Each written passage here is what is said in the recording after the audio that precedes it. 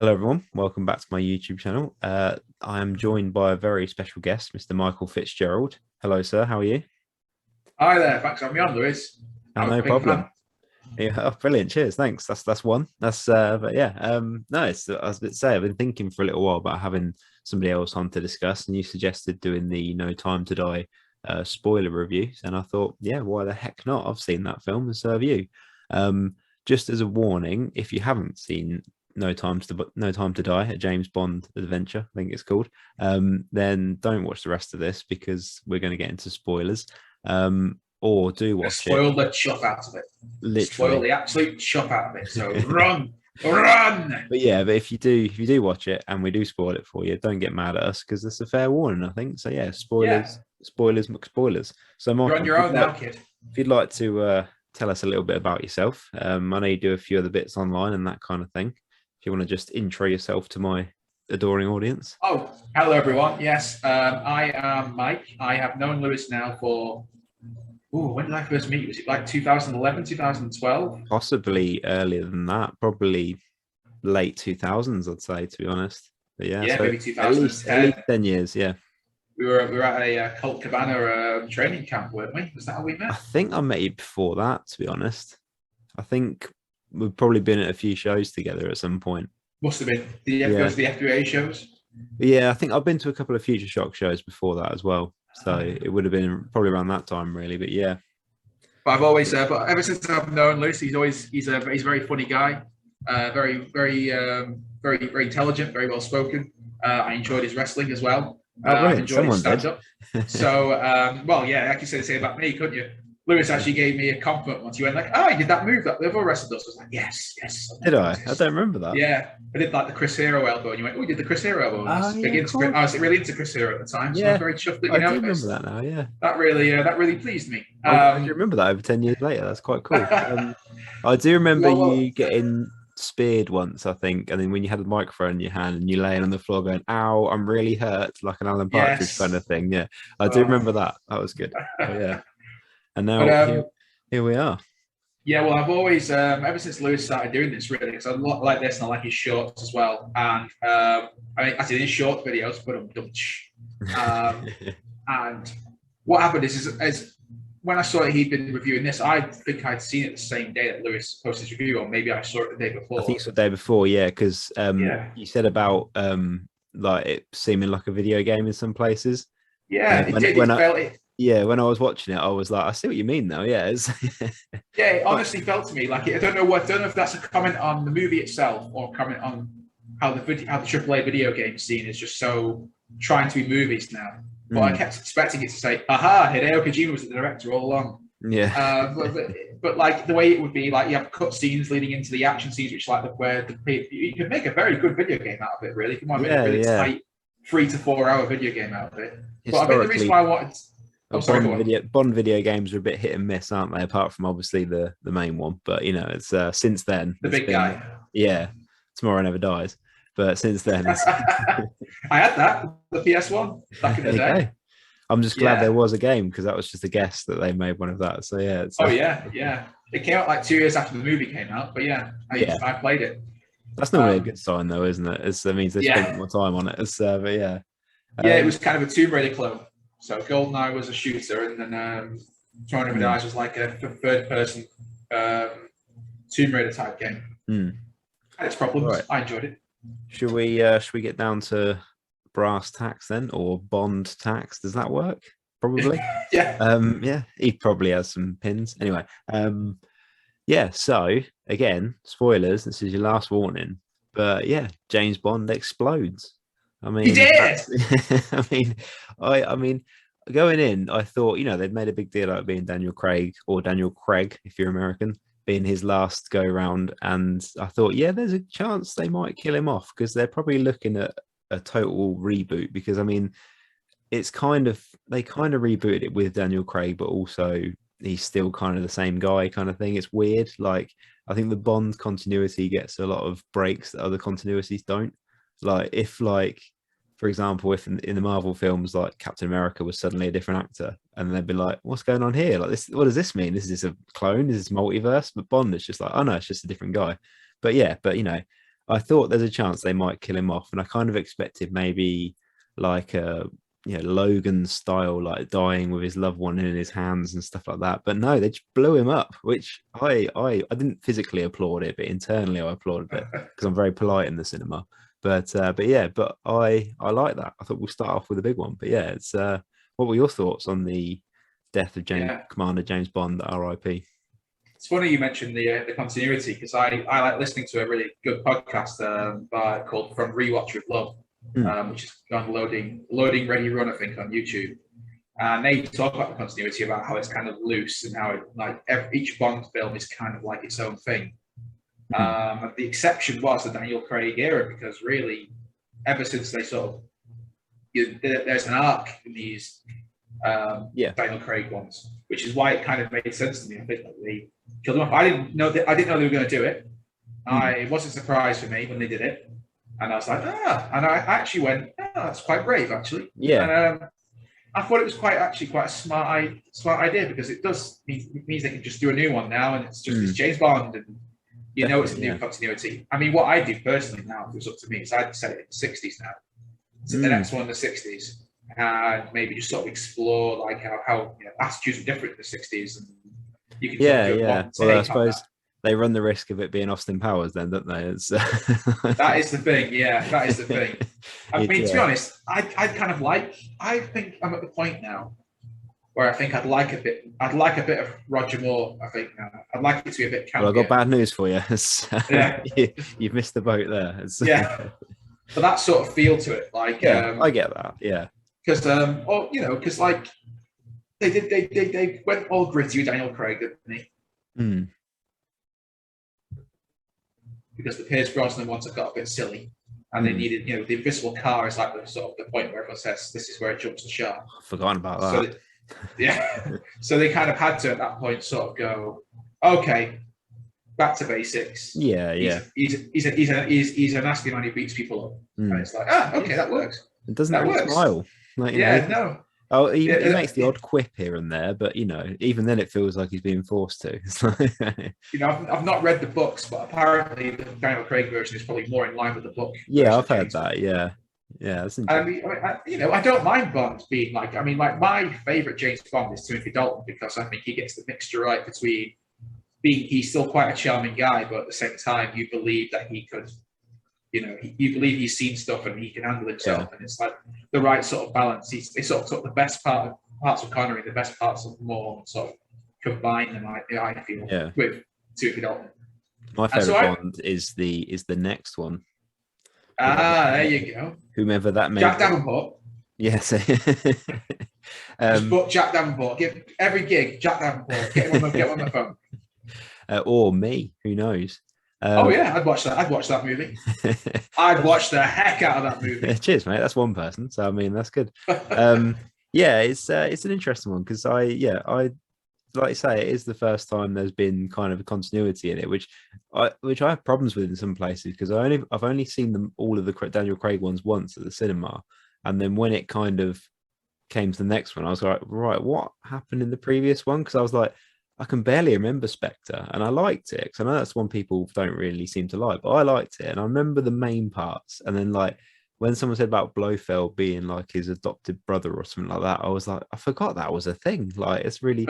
And then the also saying about, obviously it was delayed like well over a year, wasn't it, from its original release date? And imagine being one of the people that worked on that film and has had to keep that a secret all this time, that he blew up James Bond. Like, especially like Daniel Craig himself had to be like, every time he's asked about who the next one will be or whatever, and he had to kind of go, because he's probably done like 3 rounds of promotion for this film, like the original coming out date, so to speak, and then like I think there was another one earlier this year that he started promoting, and then there was this one as well. So he's had to kind of go around and do that. Oh, well, I don't know who the next Bond should be, but like, well, I don't die in this one, honest. But yeah, it's don't know why I'm doing an English accent when I've got an English accent, but yeah, I do like him as well. I thought he was really good in this one, because this is an opinion I'm not seeing that much. It's not a hot take as such, but I almost feel like Daniel Craig is kind of wasted on James Bond, because he's a really, really good actor, and he's really good at doing comedy stuff and everything like that, and he's got a real range.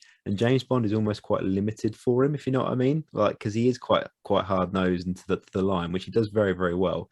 And in this one, I'm glad he got to show a bit more emotion and stuff like that, like in relation to like his daughter and that.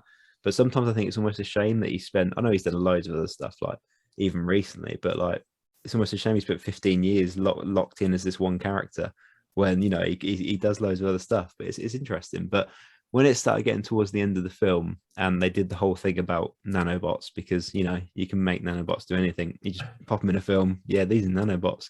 That's when I thought Kojima's right, this, isn't it? Yeah. He's going to appear in a cameo in a minute, going like, "Be careful, Bob." You know, like it's something's going to happen. But he did. They did the thing about him. He wouldn't be able to touch his daughter and the mother of his daughter again, whatever her name was. I can't remember her name. That's bad, isn't it, for a review? But yeah, yeah. And then I thought, all right, okay. And then when it was getting close to the end, where it's like, yeah, these this thing's going to blow up. They're launching missiles at this island that he's on. I was like, yeah, they're going to kill him, aren't they? And like, you know, and again, I think they did it in the way they did to show conclusively that he died. Like, it wasn't just he was on the island when he blew up. It was like he was standing right where things exploded. Like, it wasn't just like, you know, he got shot and they buried him. It was just like, good luck finding anything there. Like, yeah, but when he picked up his daughter's toy, the doo-doo, was it called, I think? Like, I thought, oh, they're going to do like a reconnection thing with them, kind of thing. Ironically, I thought that too. Did my connection play up then? It did a little bit. Yeah, you're back now. I think it pauses every now and then. Yeah, I just got a note thing, but yeah, I think when he got the thing back, I thought, oh, brilliant, it'll give his daughter the thing back and that. But then yeah, I liked Rami Malek as the villain, even though it was kind of, you know, it's just your normal Bond villain, really, isn't he? Like, he's got some sort of plan. Doesn't really matter what it is. It's not the main point. And then but I like the fact that he went through all the effort to kidnap the daughter, and then she just bit him and ran away. And then he went, go on then. Yeah, whatever, done with you now. But yeah, but I always thought, I didn't really, even in Spectre, I didn't really care for Leah Seydoux, the actress. What is her character called? I can't remember now. I know the daughter. Sophie, is it?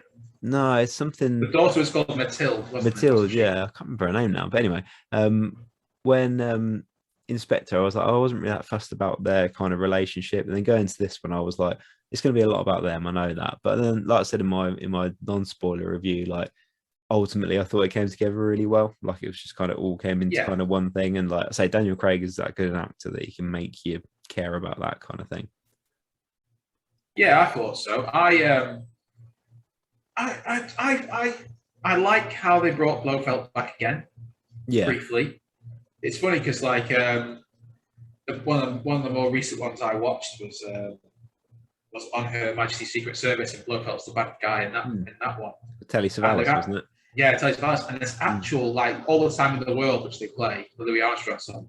That's they play that. There's a montage where he falls in love with Diana Rigg, I think, isn't it? Yeah, George Lazenby and Diana Rigg fall in love with one another. Yeah, I actually played in the cinema. Yeah, and I thought that's an interesting music choice. Now I realise it. Now you said it. Yeah, and there's a bit where I think Em and Bond are talking about something, and they actually play a little bit of the On Her Majesty's Secret Service theme song in the background. And I was like, because that film's sort of like gone through the gambit of like people for years said it wasn't very good. Now these days it's kind of classed as like an underappreciated classic. So I thought, they're paying homage to the one that all the real Bond films, all the real Bond fans really like On Her Majesty's Secret Service. Yeah, and I was like, that's clever. I do feel that is one of those things though where people sometimes just say they like it because it's the unpopular one, and they kind of go, "Yeah, but I'm a real fan. I appreciate this George Lazenby." It's I haven't watched it in about 20 years, so I couldn't give you an opinion, to be honest. But I mean, in 12 years, because I'm only 22. But yeah, it's hang on, that means we went when I was like 10. But yeah, anyway, I've got a really confusing timeline, much like the James Bond series. But yeah, so I don't even know if On Her Majesty's Secret Service will be classed as canon as such, because he doesn't mention the time he got married and his wife got shot, as far as I know. No, although in For Your Eyes Only, he kills Blofeld and then goes to his wife's grave. So Yeah. again, that's an interesting of how the continuity. For Your Eyes Only is a very good. It's probably the best Roger Moore. Is that when he drops one, him down the chimney? He does, yeah. Yeah, because I think they didn't have the rights to Blofeld, didn't they? And it was just They didn't. No. Yeah, that's yeah, an it's interesting. it's just a dude in a wheelchair who gets dropped down, and you it could be anyone. Yeah, like it could be anyone. James Bond just hates disabled people. That's just his thing. Just like that's a different multiverse Bond, but yeah. But yeah, For Your Eyes Only. That's on my Bond Mount Rushmore. So if anyone wants to check that one out, I'd recommend it. It's a good one. There's a bloke in a car and Bond kicks the car, so it falls down a cliff. It's brilliant. Nice. Sorry, I just sound like on a podcast. It's textbook. It's absolutely textbook. Do you know what, to be honest with you, Alan Partridge has forever ruined my appreciation of James Bond in a sense, because I can't see it without thinking like, oh no, James Bond's going to die. And in this that's case, the thing, actually. Do you know it's this time? I don't think when it goes bang, blood rains down. I don't think any blood rained down at this time. No, when he shot down the gun barrel, there was no blood. I was like, I sort of looked around and went, "Where's the blood?" PG. I went to see it with my family. All four of us actually went to see it together. My dad, my mum, and my sister. And I said, "Where's the blood?" And my sister looked at me like, "What? What do you mean, where's the?" It's like, "It's a James Bond. Blood must rain down." Yeah, it does. Yeah. Because he does it in the film itself as well, doesn't he? Like there's just a cylindrical corridor where he turns and does that, and you go, "All right, you've done that."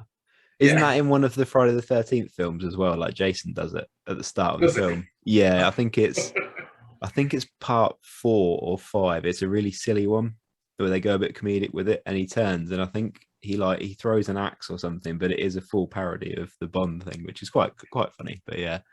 But yeah, I think what else is there for us to discuss? I did, like I said in my non-spoiler review, I felt it was a bit long in the sense that I only have so much patience. Yeah, I only have so much patience for action. That was my biggest complaint about it. Yeah, it's too long. But like I said, when they got to the bad guy's base, I was like, okay, I've had enough shooting and that now. Like it's but I will say actually, one thing I just thought of, I liked the integration of female characters, in that they didn't make a big deal out of it. They were just women that were there to do their job. Like I thought that was really good. The one in Cuba was fantastic.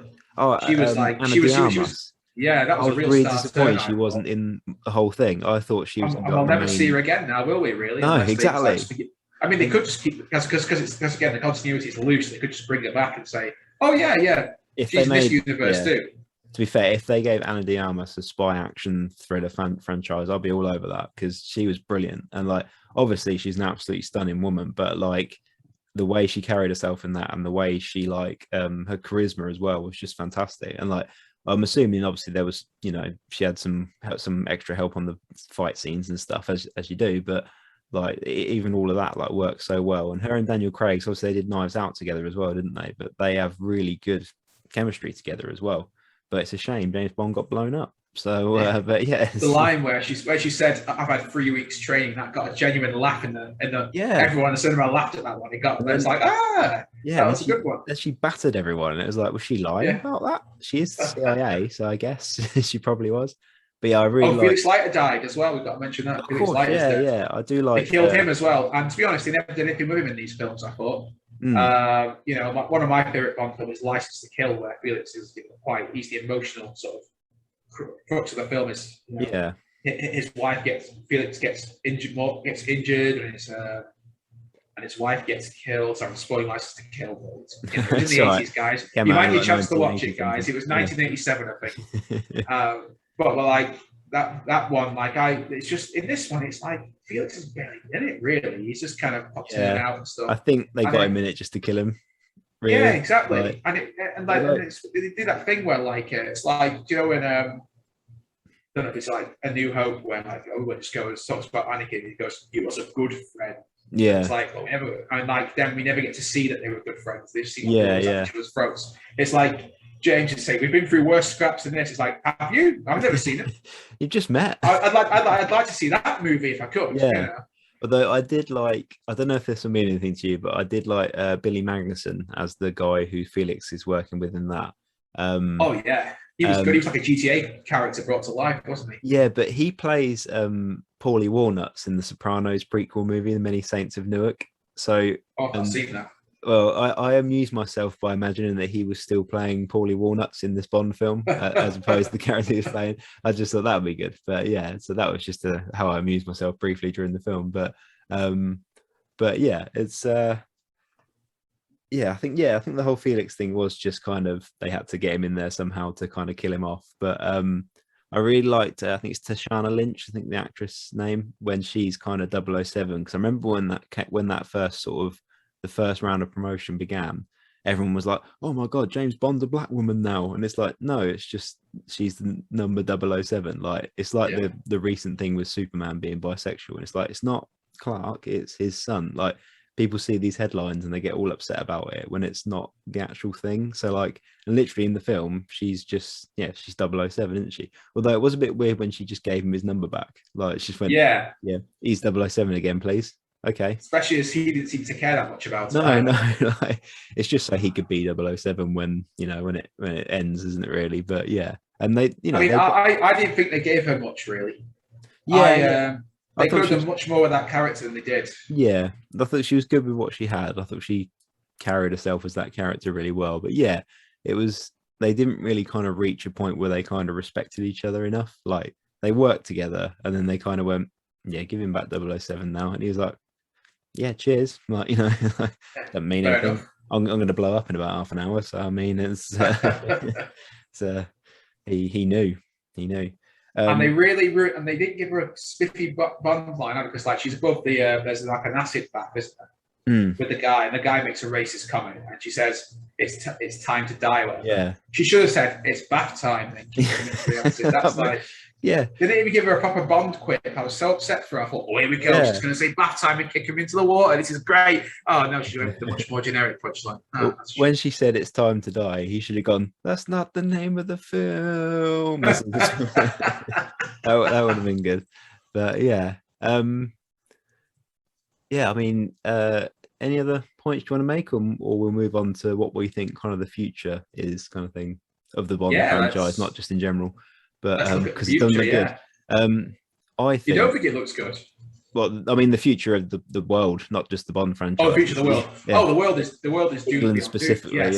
Yeah, it's yeah. Well, I think they should get ready for this, into the Bond verse, and just like all the ones that are still alive, like Lazenby would definitely do it. Daniel Craig maybe would make a cameo. Brosnan's still going, age him down a bit, and obviously Lazenby. Connery and Roger Moore, you could do CGI, that works now, doesn't it? So yeah, just get them all together. Imagine like the portal scene from Avengers Endgame. That's what they should have done at the end of this. Like, it's no time to die, George. Yes, we got to get you out of here. On your Things left. are about to turn nasty. And then Sean Connery Bond turns up and just slaps a woman, and they go, no, we don't do that anymore. It's okay, it's perfectly acceptable. It's not the 1960s now, Jay. But no, he was abusive towards women. But yeah, anyway. I mean, I don't really know what they'd do next. I mean, I feel like I like your idea of them doing like a 60s set kind of thing.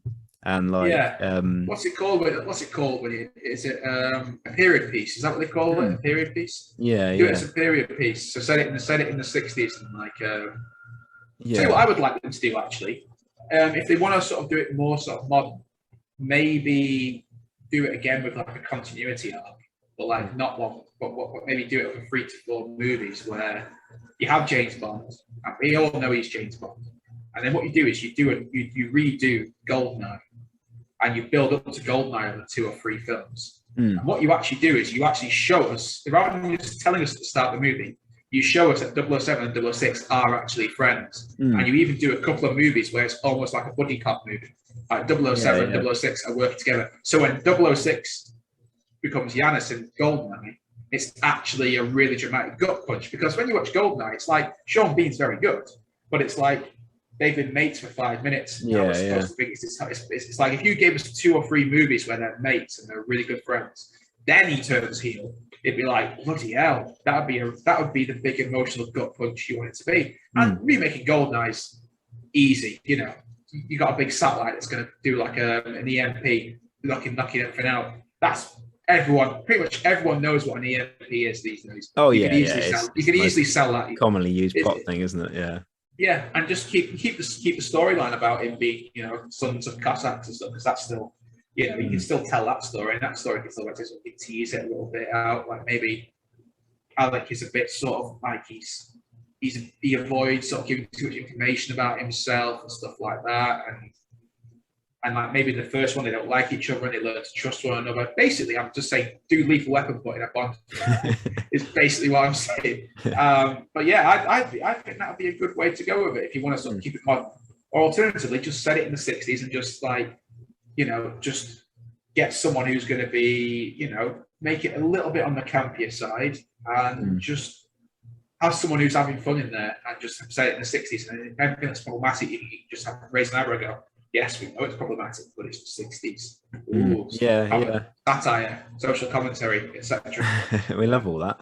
I was going to jokingly suggest James Bond in space, but remember they've already done that in the 70s. Yeah, they've done that one. Yeah, one of my favourites. That is unpopularly so. Actually, that's my least favourite one. I hate. Yeah, I know loads of people do, but I hate Moonraker and I hate Diamonds Are Forever. Those are my two sort of like ones where I don't want to watch it.